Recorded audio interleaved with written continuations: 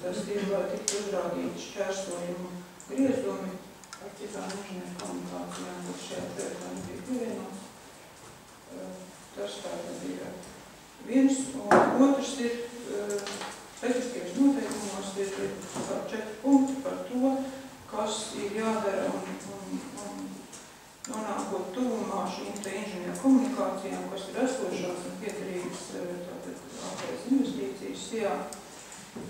Un tur ir noteikts, ka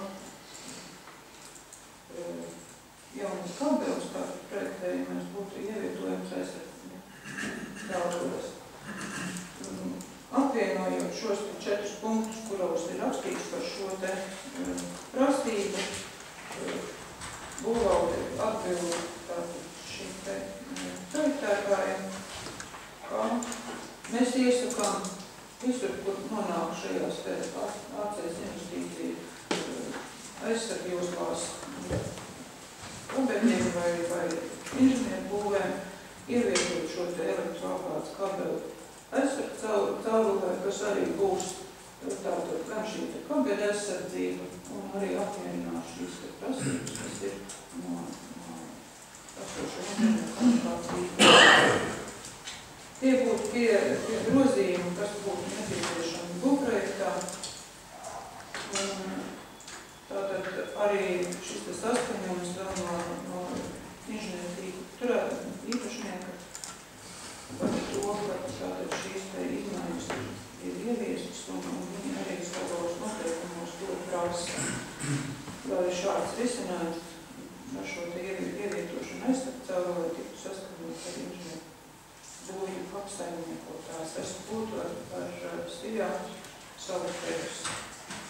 Būvvaldes vadītāji tāds jautājums, kad šīs te izmaiņas tiek izdarītas, ko jūs tikko teicāt, tad arī līdz automātiski šis tehniskais projekts tiek saskaņots. Jā, es domāju, tikko mēs to vai domājat, vai tā ir? Lūdzu, Es pareizi saprotu, kad bija sākumā termiņš būvprojekta akceptēšanai 14. decembris. Jā. Tagad mēs samazinām to termiņu līdz 17. oktobrim. Kurš var atbildēt? Jā, es varu atbildēt. Kā jau es sākumā teicu, kad būvvaldes lēmums tika pieņemts uz mutiski sniegtu informāciju, tātad iesniegums netika reģistrēts. Ja šajā gadījumā būtu iesniegts iesniegums, tad būtu, kā saka, šis te decembra termiņš, bet tā kā objektīvi pārbaudāmā informācija un reģistrācija iesniegums, tātad būvprojekts iesniegts 16. jūnijā, tātad termiņš sāk, 4 mēnešu termiņš sāk tecēt no 17. jūnijā un viņš beidzās 17. oktobrī. Vēl jautājumu? Es tagad saprotu. Lūdzu. Es saprotu, ka tagad mēs ar 17. oktobri viņiem ir jāiesniedz visi šie prātīgi grozījumi, lai varētu akceptēt. Termiņš ir pagarināts līdz šim 17. oktobrim, ja viņi nevar izpildīt šo te prasību, viņi var prasīt paši šo. Viņiem ir tiesības iesniegt iesniegumu un pagarināt termiņu pašiem. Vēl jautājumu deputāti. Grabiņkungs lūdzu.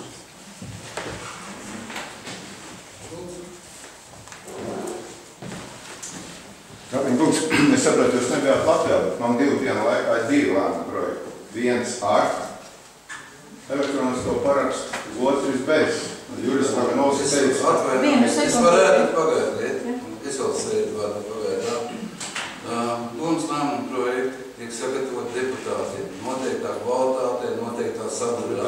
Priekš ārkārt, jūs man varat nest vai nenest, tad tam nav nozīmes.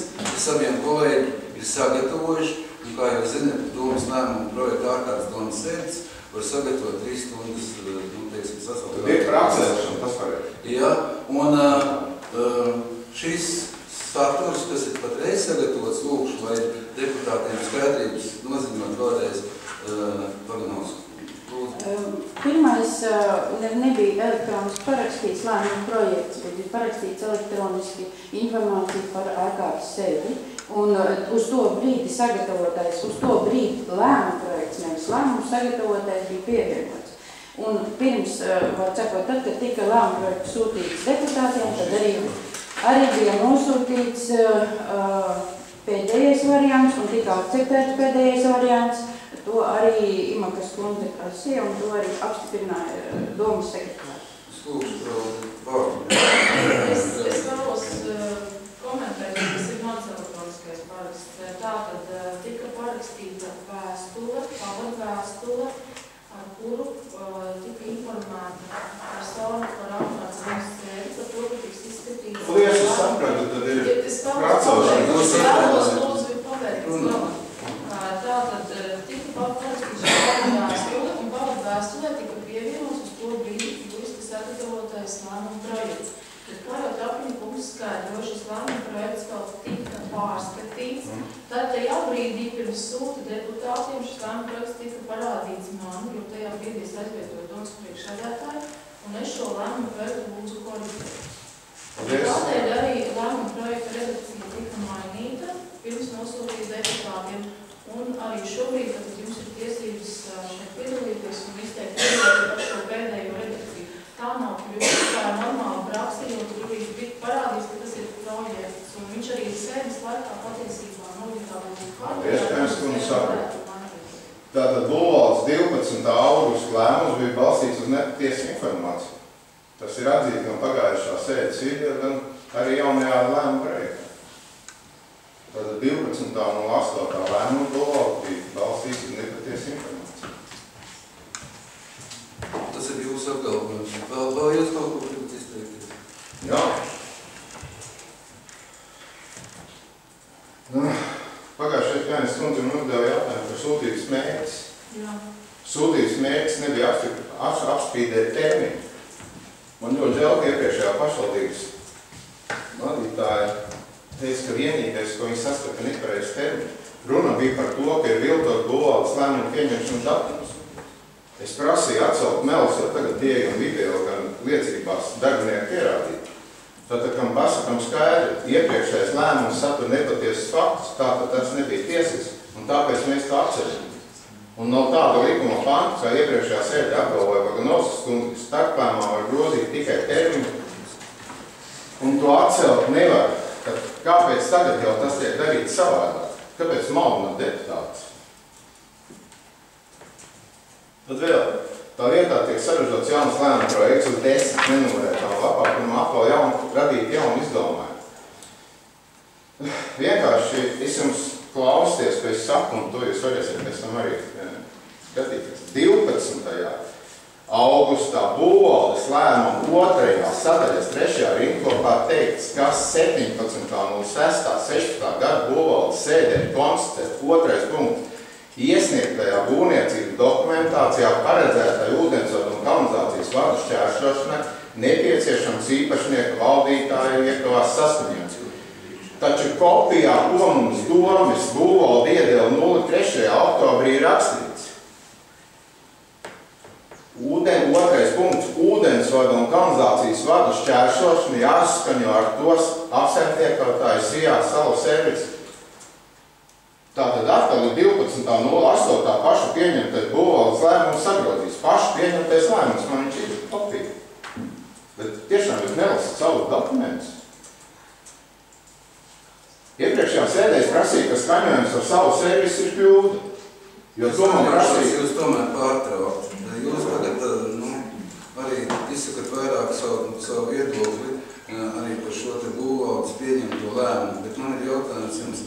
Izējot pēc būtības par tagad sagatavoto domas lēmumu projekta saturu, jums ir kādi iebildumi vai savu komentāri tieši par šo domas lēmumu projektu?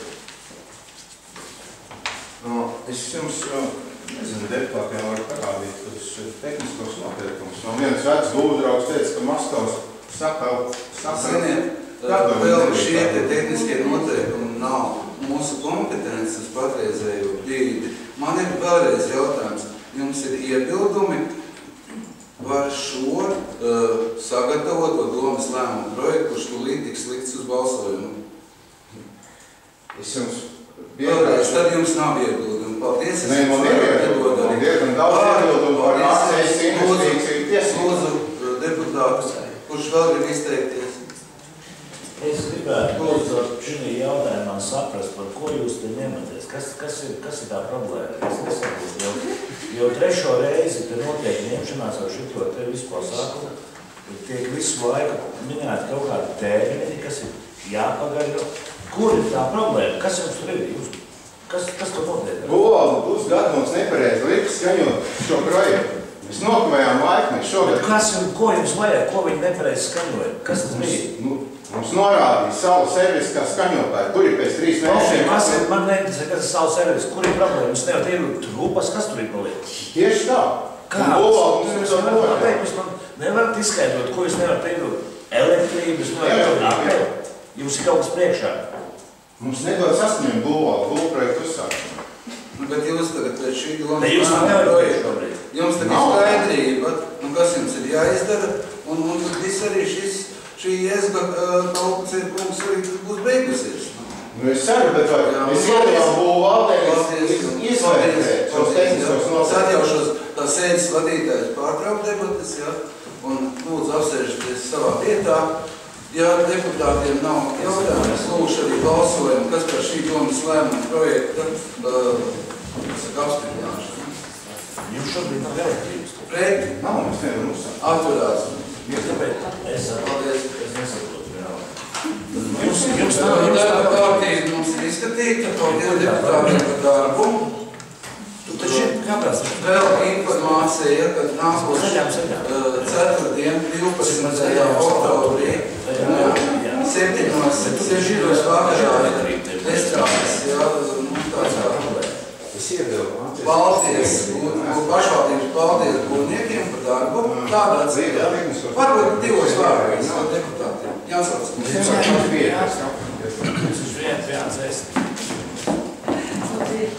Mēs esam ļoti priecīgi notikumu priekšvakarā.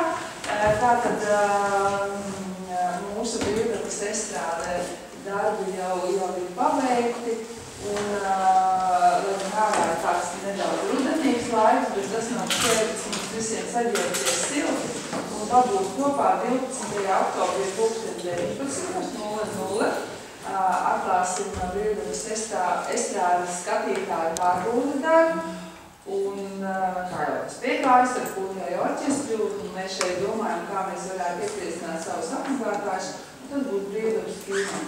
Un mēs piedāvāsim lielā ekrāna gan visai ģimenei animācijas filmu, un pēc tam būs arī tādas ļoti īpašas, manuprāt, filmas, dokumentālā filma par kādu, arī koncertu filmu, kur, ja kāds arī vēlēsies šajā burvīgajā rudens vakarā padējos, varēs arī viss kopā par filmu tā. Tā kā mūsu pirmais sapnis ir piepildījies, un jāsaka, Dievu dod, kādreiz mēs arī droši vien uzliksim tur jumtu estrādei, un tad jau tā būs otrā, ja pirmā Limperu koncerta zāle, un visi Latvijas skatītāji apmeklētāji brauks pie mums. Tā kā visi gaidīja nākamā trešdien vakarā. Teiksim mūsu būvju strādniekiem un visiem priekšniekiem lielu paldies, jo mēs esam ļoti priecīgi. Skatītāji daļa ir sakārtota perfekti, visi soli ir numurēti, izgaismoti, un es domāju, ka viņš ļoti jauki. Mēs nākuši gadu jau varēsim uzņemt savā estrādē operetes festivālu un visus pārējos pasākumus. Paldies arī pašvaldībai un labāk. Paldies.